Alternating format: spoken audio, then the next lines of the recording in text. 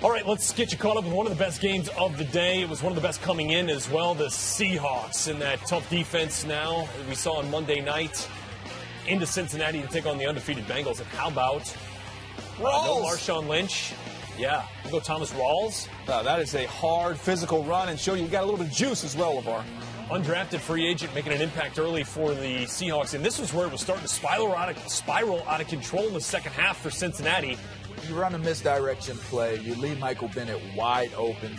I don't understand that, but he makes him pay for it. He gets upfield, causes the fumble. Bobby Wagner scoop and score, turn defense into offense. Yeah, Rex Burkhead there kind of unable to control that exchange, and Bobby Wagner returns it for a score. So down 24-7 are the Bengals, and watch Adam Jones on the punt return. And he gets it deep into Seahawks territory. Bengals offense. He was a major player in this game during returns all throughout the game, flipping field position for the Bengals at crucial moments. He also had a very critical INT earlier in this game as well. Remember Tyler Eifert had those 2 touchdowns against the Raiders back in Week 1? Well, he gets into the end zone for a second time here, bringing the Bengals within 10. And then with under 4 minutes to play, Andy Dalton just calling his own number. Yeah, look, that was a risky call because you don't get in, you're going to kill a lot more time. They still needed another score, but he did it. He got in.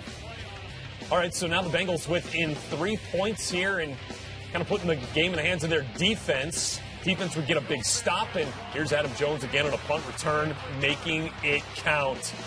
The one aspect of a punt returner is fearlessness, and he has that. It's very underrated, and Pac-Man shows you, or Adam. I still want to call him Pac-Man. Well, it's so too easy. This looked like a huge punt return, right? But referees said this was a fair catch signal that he called for. I thought the fair catch had to be over the head, right?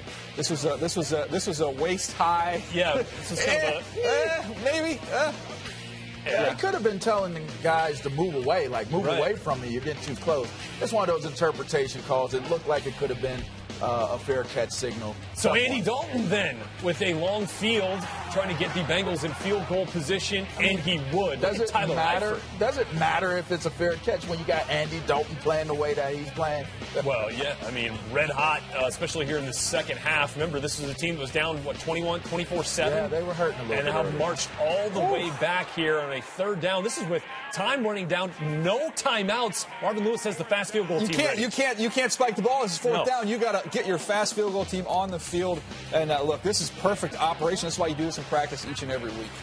And Mike Nugent, good. There's been a much maligned bunch of kickers out there, but Nugent did what he needed to do. Well, and after trading a couple possessions in overtime, it would be Nugent banging it off the left upright and in 42 yards. It's good. The Bengals remain undefeated, 5-0 for the first time since 1988. It's a big win. Big win for them. It was almost a statement game for the Seahawks to come into Cincinnati and be able to really deliver a real convincing victory, but they gave them the opportunity to get back in. Bengals took advantage. Well, and this might be one of those statement games for Andy Dalton, right? DJ, look, 34, 44, 331, and 2 touchdowns. I've been saying for a while, he's getting ready to cross over that threshold what Tony Romo did. Remember, forever Tony Romo, he was kind of like, but he can't do it in clutch moments, can't do it in the postseason.